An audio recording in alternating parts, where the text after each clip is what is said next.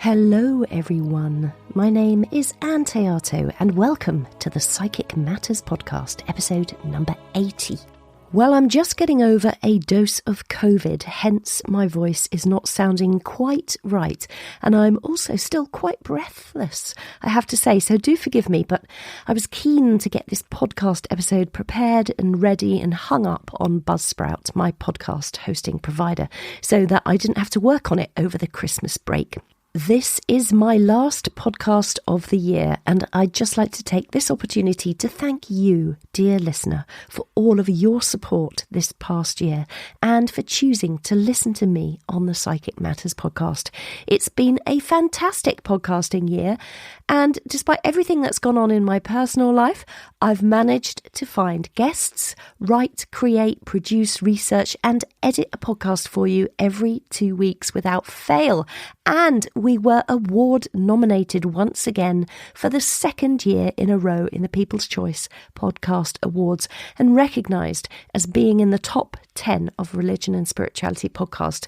And all of those, I think, are marvellous achievements. So I'm patting myself on the back and I'm also applauding you, the listener, because without you and your encouragement and support and frankly, your love of the subject matter, there wouldn't be a podcast. So thank you from my heart. If you would like to support the podcast, I am gratefully accepting Christmas tips in my podcast tip jar, which you will find on my website, anntheato.com, under the podcast tab. And now to this week's episode. My next guest is passionate about helping intuitive children to embrace their gifts. She is a psychic medium and spiritual advisor, an educator and a healer and a spirit artist.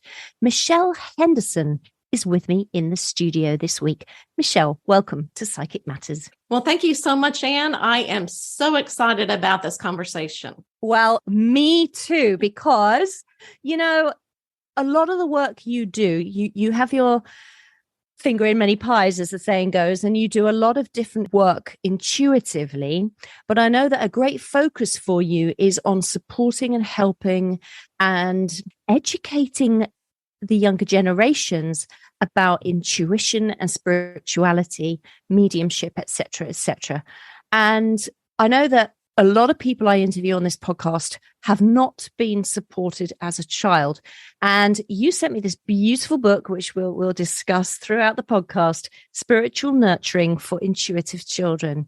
And I'm just wondering, Michelle, what led you to write that book? And was it because you were either A, supported as a child, or B, not supported as a child? Oh, that is such an easy question to answer. So it was definitely B, not being supported. So growing up, I grew up in the Bible Belt of Texas. And of course, in the 70s, and a lot of people didn't really know what a psychic medium was or intuitiveness or anything like that. And so whenever I really started feeling spirit, and I knew there was something there. Everybody in the very beginning, children are so sensitive, and I was very sensitive. And also emotionally, because I would go to school and I'd come home and I'd be very emotionally, traumatized because I could feel my friends, how they were feeling and everything. And I'm going, why am I feeling like this? My feelings are going all over the place. And then I didn't really have anyone to talk to, because when I would start talking to somebody about, you know what, I think there is a spiritual world. I feel like I am tuned into it. And I just know there's something different about me. And a lot of times, my friends would go, oh, that is weird, so then I shut down. And even my parents would say, don't open that door. Don't look there, because, you don't know what's going to be on the other side of the door. And so, so I closed it. But in my 20s, I had such a spiritual awakening. They were knocking at my door going, the spirit was knocking at my door going, hello, it's time. You need to be with us. And I'm going, no, it's scary. So I thought I was going crazy. And I found a psychic medium in the Dallas area that really helped me. She said, number one, I want you to know that you're not going crazy. And number two, we're going to educate you. We're going to give you all the knowledge that you need so that you know what is going on, because should not be fearful. This is more spiritual. So then jumping up to my 50s, right before COVID, I thought, you know what? It's finally time for me to work as a psychic medium. And so I started taking classes, and I found out, my goodness, and there were so many people that went through the same thing I did as a child, that they go, you know what? I couldn't talk to anybody. I thought it was weird. I got depressed because I couldn't really show everybody who I truly was. And since I worked with children for so many years as an educator, I felt like an advocate for these kids. I thought, you know what? I really feel like educating these parents or anybody who comes in contact with a child that's very in tune to know what to do for these children, to nurture those. And so it's almost like Spirit knew the timing, and I knew exactly what needed to be in the book. So, Ann, did you have experiences like this as a child? Oh, were you accepted? No, I wasn't. Not at all. I was brought up. I know you said you were Bible Belt, Texas, but my parents were very strict Roman Catholics. And I was just told to shut up, be quiet, don't talk about it. I actually got a very angry response. And so I wasn't frightened of the spirit people I was seeing or the spirit voices I was hearing. I was frightened of my mum shouting at me because of it. That's the thing. And that fear of upsetting my parent, it was really, my mother was very, very against it. I don't think I spoke to my dad. I think he was too busy out working his many jobs. But so it was horrible. It was absolutely horrible, not supported. And like you said, Michelle, there was no one to talk to. There was no older person. My friends weren't experiencing the same things. And you just end up feeling like a freak on the edge of society. And it does make you very solo, or you carry a sadness within you and you can't really express it. Does that make sense to you? Oh, absolutely. Because it is a part of us. And if you can't express that part of yourself, then you're not really showing your true self or your uniqueness. And everybody, especially when you become a teenager, everybody wants to be the same. Or if you're a little bit different, they find something to make fun of you. And, especially as a intuitive person, you are so sensitive emotionally. And you're such an empath that a lot of times that depression will happen. And a lot of our kids will actually self-medicate as well, because they're trying to shut that part of themselves off. And it's very difficult to tune it down a little bit, especially if you don't know how to do it. And so I always tell everybody, yes, if you are experiencing something like this, educate yourself so that you can help the younger generation. Amazing. And do you have children yourself, Michelle? I do. I have 3 children. They're grown. And I have, my youngest is very, very sensitive.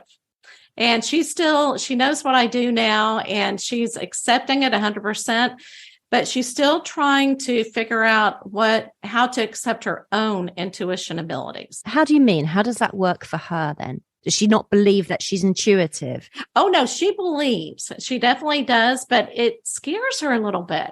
And I think we all have to go through that. I'm going, well, what are you afraid of? Because there's really not anything to be scared of. And again, it's probably something growing up that she heard from her friends. And of course, the movies that Hollywood puts out with all these scary things she's watched, and it scares her to death. But yes, when she hears a voice, many times she is alone.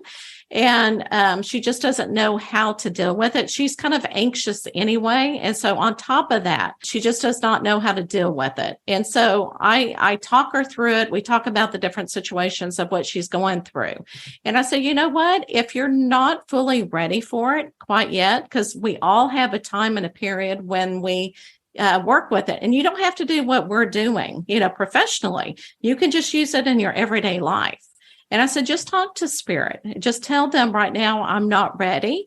If you could kind of back off so that I can learn to my, full potential, my life or what I need to do, then maybe there will be a day. And of course, I always tell her, spirit will still be there. They just won't be as strong trying to get your attention. I totally understand about that fear as well, because when I was younger, 16, 17, I bought my first pack of tarot cards. And I have spoken about this on the podcast before, but when I used to do readings for people, they were so accurate that I was too frightened to keep those tarot cards in my bedroom. I had to sleep with them outside the room in case something happened, which is ridiculous because now I know, because tarot cards are just pieces of cardboard with pictures on it. There's no power in the card. The power is in us. Yeah. And I love to tell people, it's almost like Harry Potter, how he's finding the wand. And whatever works for him, it's kind of his tool. He's the one that activates the wand, not just the opposite. And because a lot of people are afraid of cards. And I even had a customer one time said, don't use any cards. I said, oh, well, I don't have to. It kind of gives us an additional, in-depth reading, but I cannot have to use the cards. That is perfectly fine. But yes, so I understand what you're saying about the fear of the cards.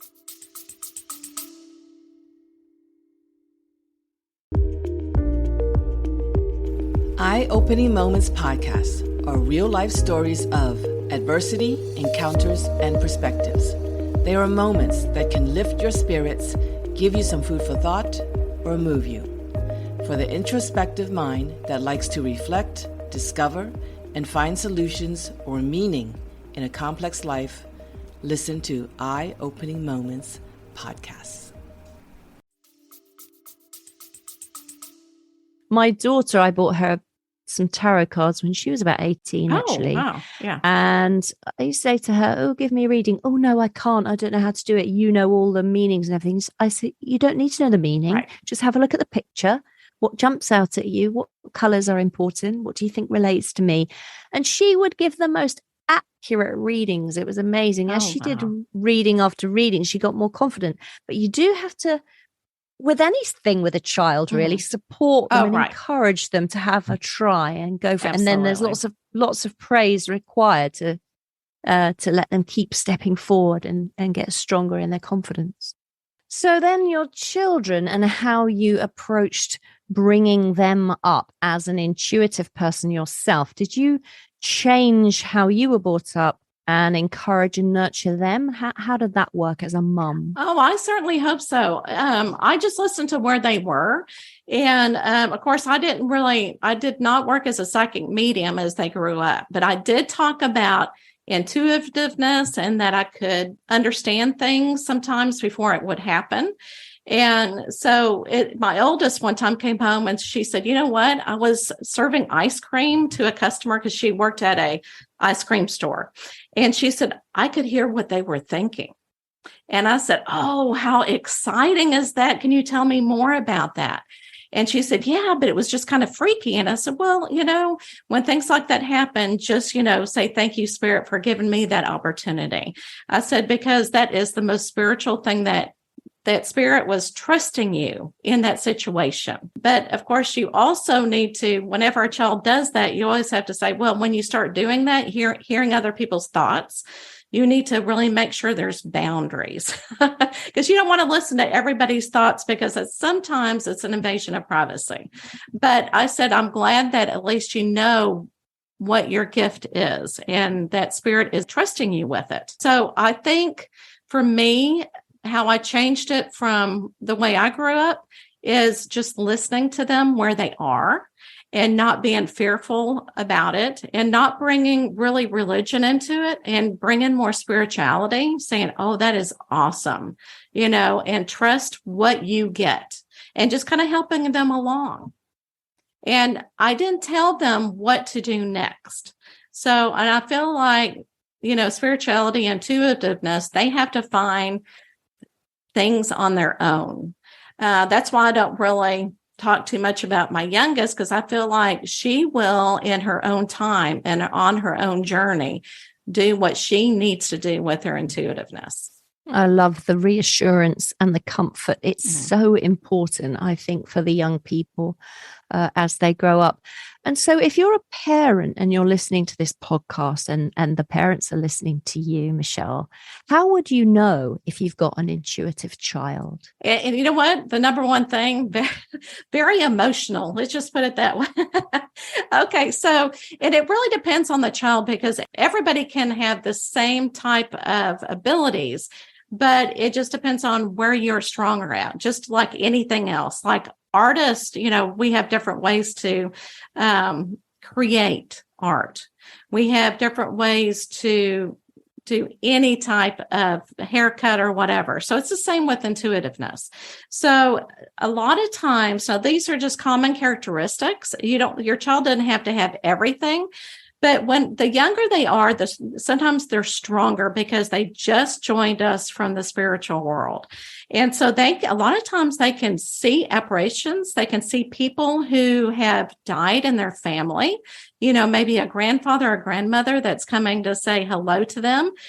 They'll have an imaginary friend. And a lot of times these imaginary friends may not be human, because a lot of times spirit will want to show themselves to make the child feel more comfortable.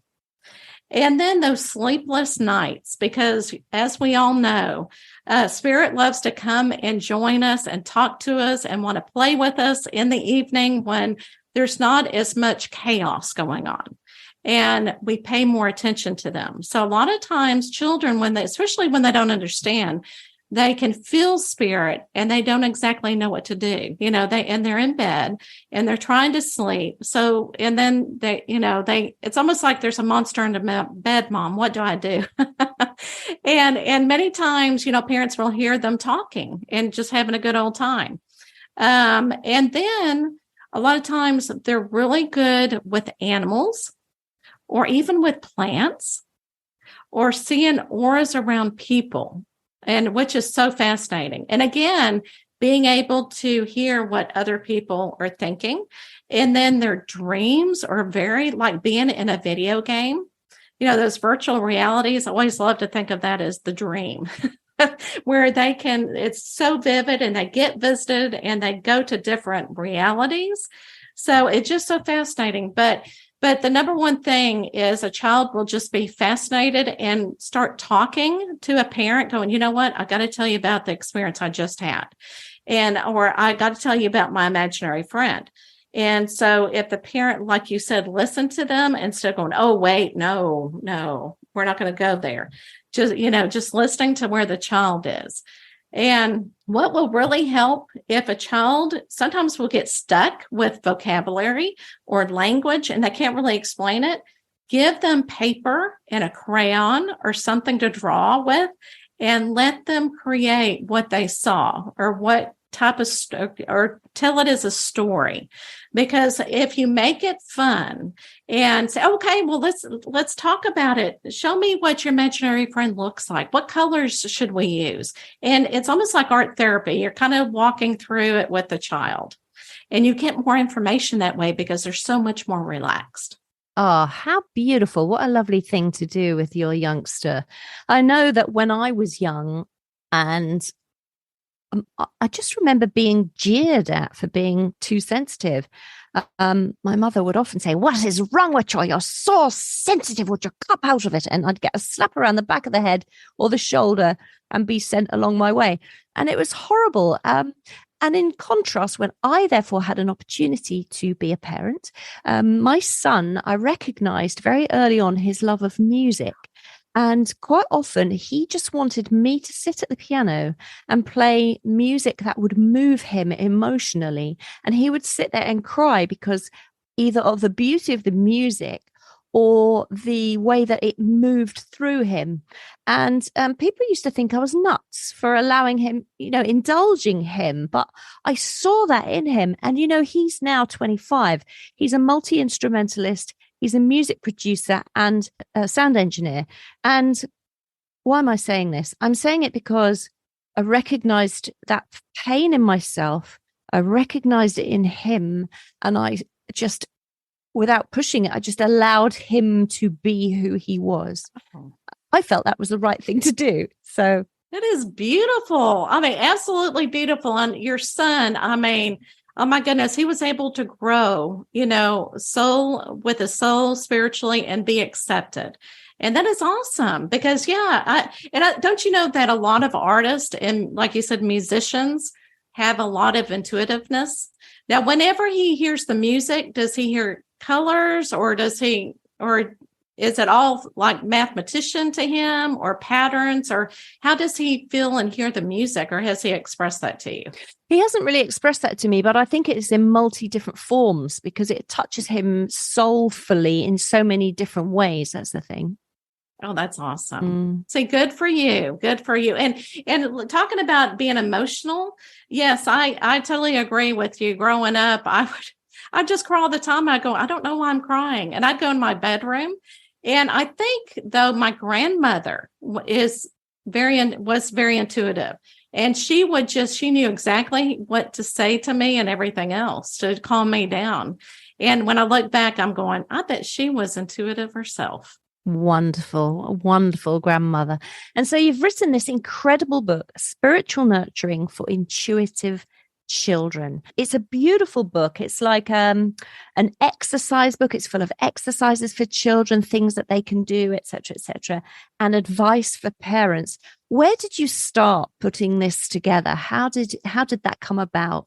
Well, and it's so interesting because whenever I was meditating, and a lot of times when we meditate, we get those ideas, you get what we call downloads, from spirit. Is like all of a sudden, all of this information about this needs to be in a book. So, and, I'll tell everybody as well, I think on our life's journey, things are put in our pathway for a reason. And the things that I experienced as an educator, as a teacher, as a behaviorist, I learned so much so that I could help the psychic children. And then when I opened the door as a psychic medium, I took all those classes. I learned, you know what? There are some exercises that you can actually do so that you get better tuned in to your ability. It's almost like any talent that you have, like riding a bicycle, you need to learn the steps to ride your bicycle. Well, the same thing as a psychic medium. So what I decided to do, I thought, you know what? I can take the same exercises that I learned as a psychic medium, all the knowledge that I learned through the years, and going through the fear stuff that I did as a child and dealing with my parents and society. That was meant to be so that I could help others on their journey. So all of the exercises, what I did is, because I was an educator, and I brought it down to a child's level so that when a parent looks at the exercises, they go, you know what, I can do this with my child at the same time. And it's almost like a toolbox. And then for parents, I feel like I wanted to help educate them in the different areas, why meditation is important, what the chakras are, just the different elements in the spiritual world, and what other things that we can be looking at, just kind of thought-provoking, some research that was also that I found that I felt was very important to the book. So I just felt like everything that I learned through the years, I put into this one book. And at the very end of the book, there are some, and it depends on what age your child is. There's color pages, there's some feeling sheets, things that a parent can copy.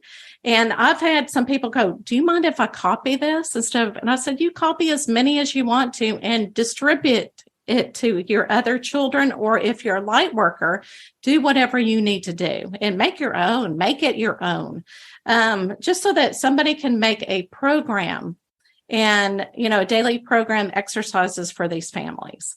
That's just brilliant. And you've got so much information in here. One of the things that really caught my eye that you speak about in this book, without giving away too much content. Oh, that's okay. But that's fine. But one of the things that you speak about in the book are chakras and cycles. And I know you say between the age of 1 and 7, this happens, this develops, etc., etc. Perhaps you could speak a little more about that.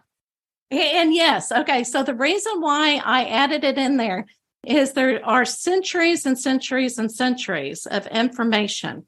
And this came from doing my research, where each cycle year is 7 years. And we tend to, depending on what chakra year it is and what you're working on, and it goes through 49. I mean, through all of these years. And I only did it through 7 years of age because I felt like that's looking at a child point of view. And so it just looking at metaphysically that each year we're working on a different element. So the different elements in the book, okay, whenever we're talking about the different chakras and the different year and everything, like, and when I talk about the different elements, we're talking about like fear, feelings, productivity, harmony, philosophy, wisdom, and spirituality. And if you look at more of the research into this, then it's actually a huge chart. And it talks about that year that you're working on, like the first year, we're really working with fear. And it shows that whenever you're working with the root chakra, okay, it's fear plus fear. Okay, so that's the main element that you're working on. And then you're working with feelings. Well, how are we going to deal with the fear of these feelings that we're having that year? I'm sorry. That number one thing is really hard to explain. My editor as well, she was going, I don't know if I understand this. And I felt like I needed to include this because it is centuries old. And I thought, you know what? I think it's a great thing to have in the book so that other people can see. The chakras have really been talked about for years and years. And that there is a philosophy behind it, and it's nothing to be scared about, but ancient people have actually worked on this for a long time. Wonderful. Yeah, amazing. Just so interesting. And you also talk in your book about indigo children. And I often hear this phrase bandied about, indigo children. Oh, they're all coming through, indigo children. And you think, oh, who are these indigo children? What are they about? Can you say a little about that? Oh, absolutely. Okay. So, and it's so interesting because, and I'm going to kind of put two and two together. So in the 60s, and it's so interesting, we were going through a spiritual awakening, as a nation and everything else. And I feel like we're also doing it the same thing right now. Okay. So in the 60s, Nancy Tate was the one, she could see purple, indigo in children around their auras. And so she goes, oh my goodness, this is a population that is special. And she was getting information from the spiritual world saying, you know what, these children are special. They are here to teach us things. They are warriors. They're going, well, why are you not following the rules? That type of thing. So they wanted society to be much better. And it's like, why are you killing animals? Why are you, so they looked at the humane thing of things and really wanted things to change for the better. And it's very interesting because after that, then we also had the second generation of the crystal children. And this actually was in 1995 when we had a lot of children who were diagnosed with autism and also with ADHD. And they were here to change our vibration. So it seems like there's a generation. And right now, and it's because I have worked with children with autism, oh my gosh, when I worked with kids with autism, I really saw a lot of the nonverbal children kind of look off into the distance. And they would start laughing. And I'd be going, what are you laughing at? And I knew that they were laughing at somebody in the room that no one could see. And they would just laugh, and I'd go, okay, well, tell them goodbye. Now we need to get to work. And they would. And a lot of my kiddos would love to look at geometric patterns. And I think that they can actually see the Earth's energy and the patterns around us. And I was also, and I didn't really realize it at the time until I was doing research, But I could actually, with a child, nonverbal child, autistic child, I could telepathically communicate with them with feelings, maybe not with words a lot of times, but with my energy and with words and sometimes words, and really get them to calm down. And I didn't know what I was doing at the time until I was doing the research. So they can actually also communicate telepathically. And so what I came up with the term, I thought, you know what? I think they're kaleidoscope children, because when you look at a kaleidoscope, you see all the different patterns because all of our children are so different.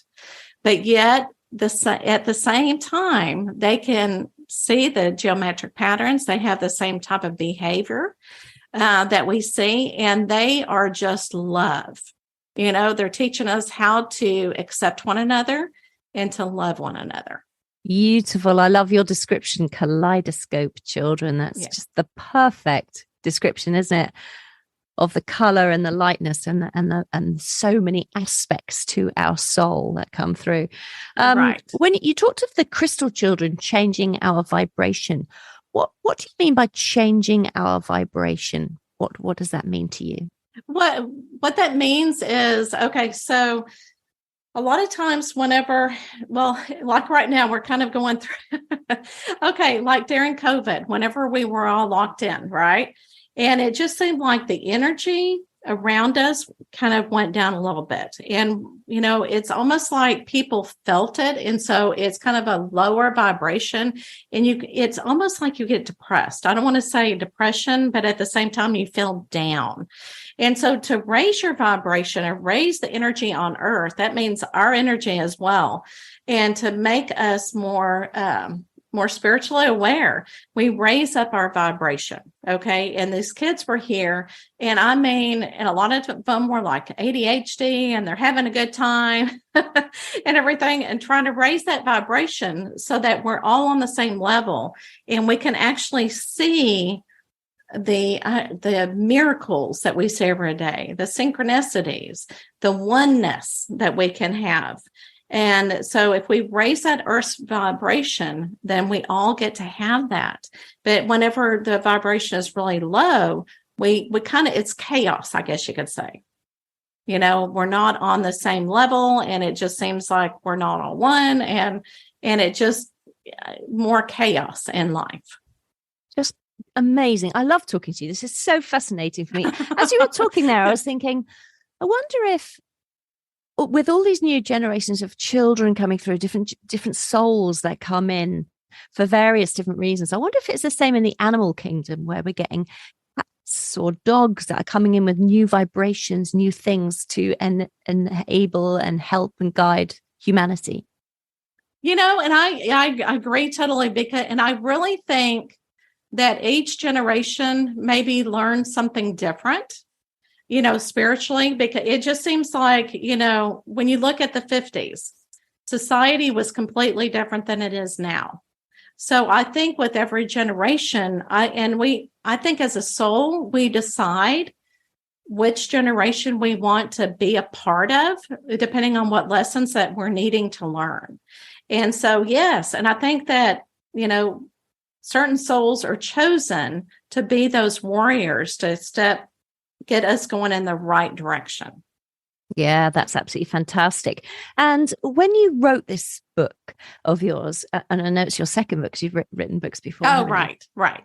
When you wrote this particular book, Spiritual Nurturing for Intuitive Children, who did you have in your mind as the primary audience when you were writing it?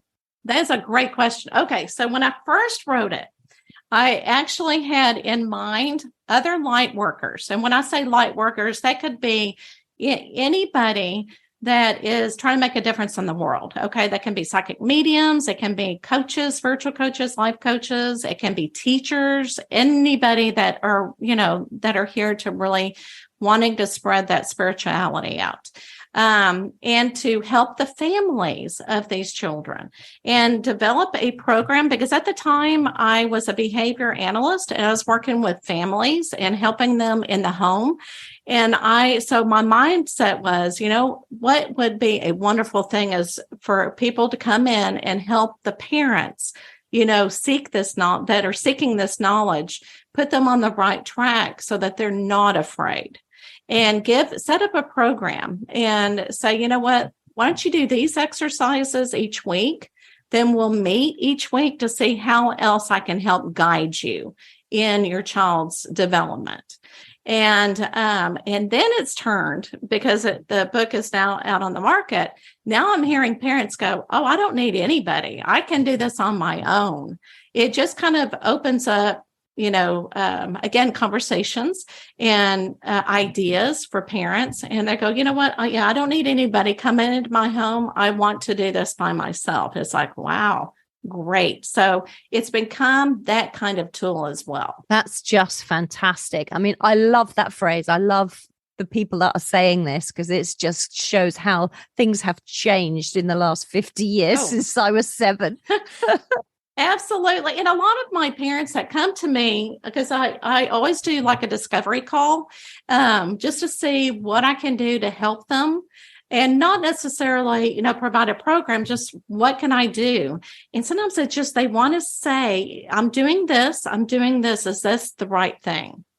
And they just need that validation. And as soon as that conversation is over, I don't hear from them again. That's all they needed. So a lot of times, sometimes they just need to be validated. Yeah, of course. Absolutely. And what sort of feedback have you had from those people that have purchased this book and used some of the exercises in it? What are they saying about what they've seen within their child or children since reading it and helping them? Yeah. So I've gotten a lot of, you know what, this is a perfect tool that I can do with my child. They enjoy doing the exercises together. And a lot of them go, I wouldn't have ever thought of it that way. Or used, or used the color things in the back. I wouldn't have even thought of using also crystals, because there are certain crystals that a kid can use, or because there are a lot of people that really don't understand crystals. And a lot of times it just kind of brings that great energy in, and it gives the child some type of power. Say, yes, I've got my crystal now. It's almost like a superpower. I have my superpower now. And so a lot of times these parents are also putting different crystals in their child's backpack for protection. I love that. And also it puts the child back into feeling in control and taking away the fear. I know what this is. I'm able to work with it. It's going to be amazing. I've got my little tool here, my crystal. It's just wonderful. Absolutely wonderful. And what do you think, if somebody's listening to this and they have a child who turns around and says, Mummy or Daddy, I've just seen a spirit person appear in my bedroom. How do you think we should answer that with a child? Okay. And I would say, okay, well, tell me, or let's draw or whatever. Show me what this person looked like. And what did they say to you? Or what did you say to them back? Or how did they communicate with you? Because a lot of times they'll only, kind of show them pictures or with feelings. Sometimes they'll just see the apparition, but the apparition's not really talking to them. And just say, well, how did you feel during this time? Did it scare you, or was it exciting, or were you fascinating? Did you feel safe? And if they did not feel safe, or if they go, you know what, I'm okay, but I'm getting tired of the spirit showing up, always wanting to talk to me, because, kids are like lighthouses. It's like, come talk to me, spirit. I am very in tuned, and, spirit goes, okay, I'm here. So you always have to teach a child. We need to also tell the spirit, this is not the time I want to play right now. Right now is my time to sleep or be with mommy or daddy. And right now I am not tuned in. So it's just kind of talking to your child. Well, what can I do to help you? Thank you for that, Michelle. I know that there are children who see spirit people, my own children included, who actually have got very, very frightened. And even though they've got a supportive parent, sometimes it's difficult to know how to help them through the fear. So do you have some guidance around that? Absolutely. And again, just being in control. So if spirit is coming into their bedroom a lot of times, okay, and the number one thing, say you are the one that is in control. And a lot of times, again, getting crystals and putting beside their bed or under their pillow, stuffed animal that keeps them feel safe, and maybe a flashlight next to them so that if they start feeling something, they have a flashlight that they can look around. But also you can pray with them before they go to bed. And a lot of times prayers are really good because you set an intention and just say, you know what, God, I appreciate everybody that you're sending to me, all my spiritual friends, but right now it is time to sleep and I don't want anyone bothering me. Okay. And then you can also show them, you can be put into a bubble and say, okay, I'm closed off. I am put in a bubble and I'm going to go to bed right now. But there's nothing wrong with sleeping with a nightlight or a lamp on, with the door open, and just be there and say, you know what, it's going to be okay. And eventually, they will feel much more comfortable when nothing happens. And you can also use sage. And sage is a really nice thing, or even spray if the child is allergic to smoke or anything like that. But sage is kind of like a clearing of the energy. And it also makes the room so much lighter in energy. And so, but do it with your child and go around and just say, okay, this is my bedroom. I don't want you in my bedroom right now, as you're saging, and just set again your intention. Yeah, that's lovely. That's such a great thing to do and such good advice. Thanks, Michelle. That's wonderful. Oh, you're welcome. So let's go on to spirit art, because I know you're also a spirit artist. So Yes. How does that work? What is spirit art for those people who maybe don't know? And how did it come into your life as part of your practice? It's very interesting. You don't have to be an artist. I will tell you right now, I never took an art class. And whenever I say spirit art, it's actually you channel from spirit. Okay. And it's almost like whatever you feel, whatever color you're feeling at the time, that's what you're painting with. But whenever I started doing mediumship, I had my ego come into my mind quite a bit and stop the reading. It's like I could not connect in because I kept thinking, oh my gosh, what if I fail? What if I'm wrong? So when I started drawing, I talked to the spirit who has passed away, and I started drawing what they like a lookalike, what they wanted me to draw, like their hair color and everything. I opened up. So that's when I started incorporating the spirit art. I can also do it psychically.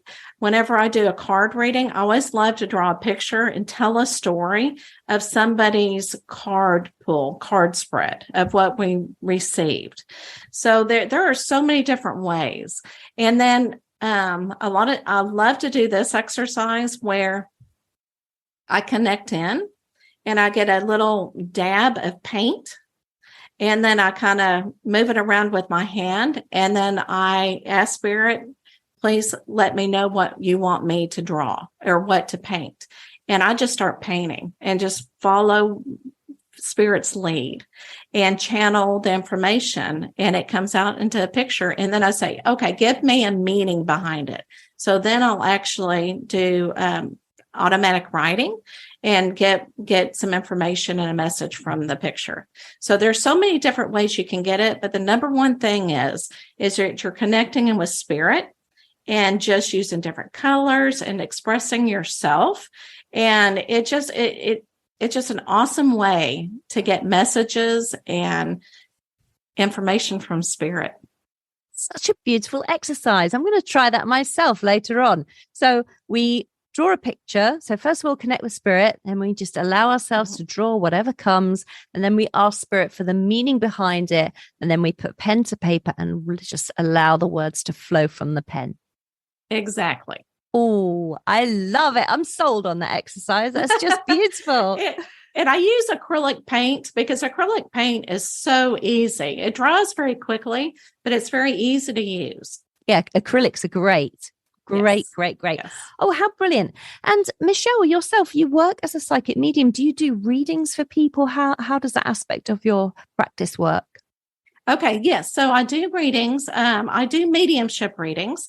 And there is a difference between mediumship and psychic readings. So medium readings, I connect in with a loved one.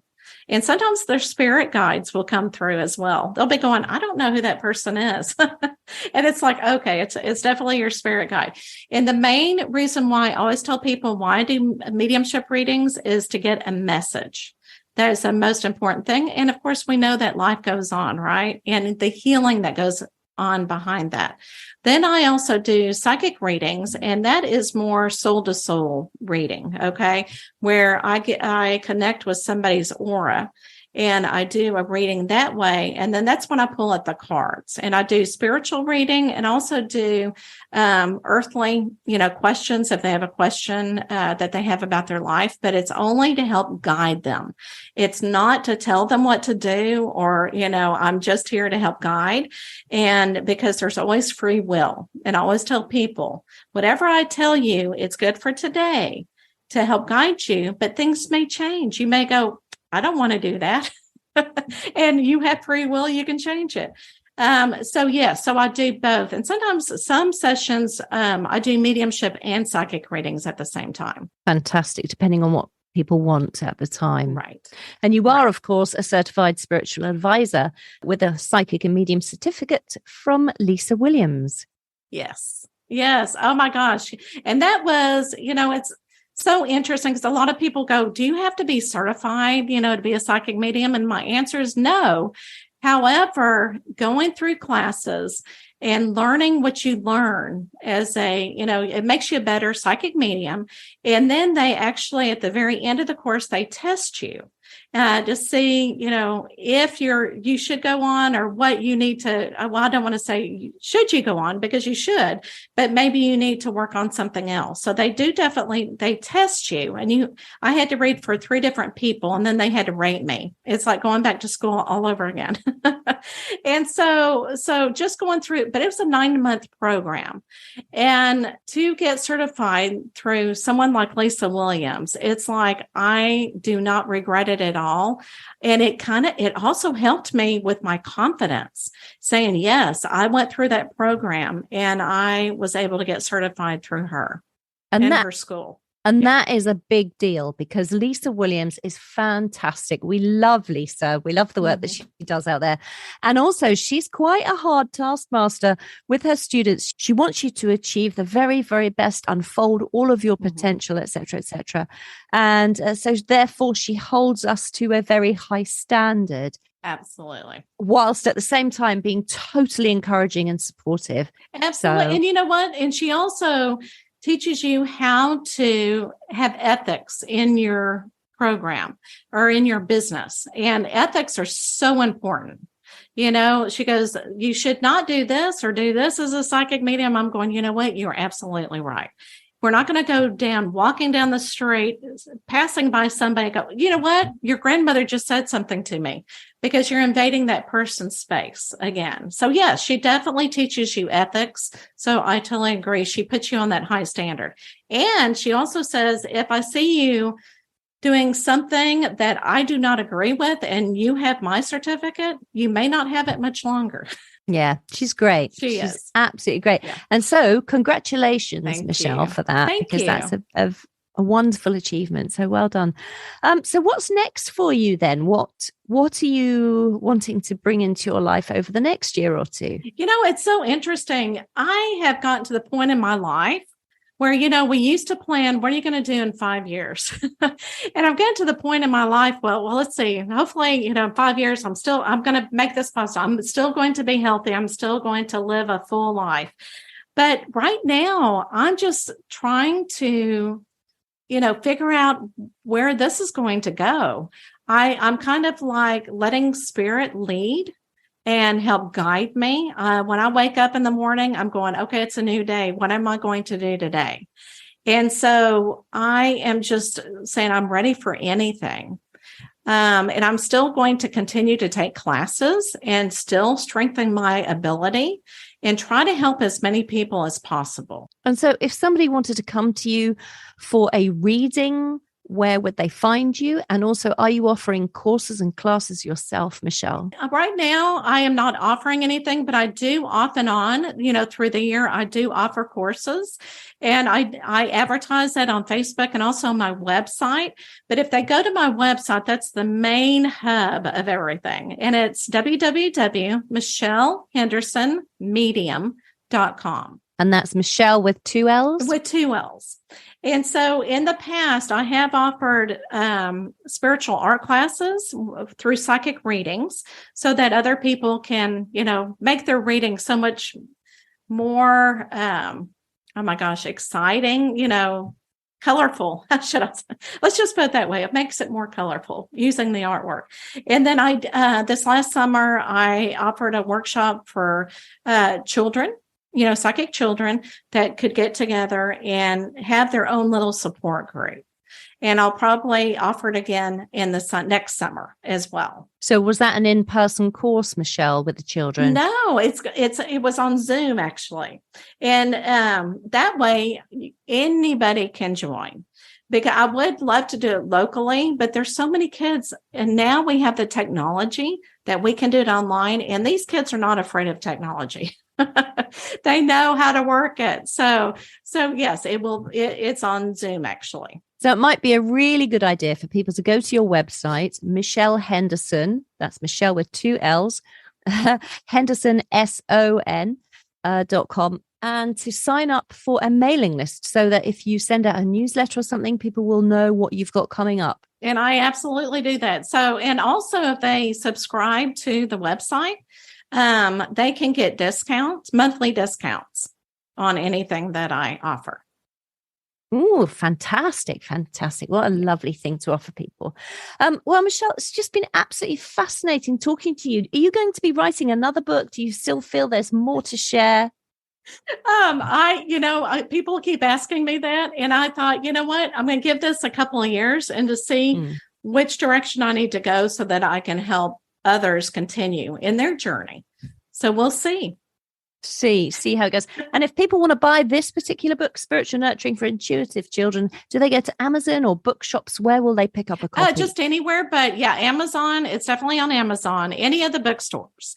And if you want to get a free chapter, you can again go to my website and I will send you the first chapter of the book just so that you can see what's in it and make sure that it's actually for you. Yeah, well, I personally highly recommend that everybody goes and buys this, even if it's just for yourself. Like, even if you have no children or you don't have contact with children, it's just so beautifully laid out, very, very simple, step-by-step, intuitive guidance and beautiful exercises.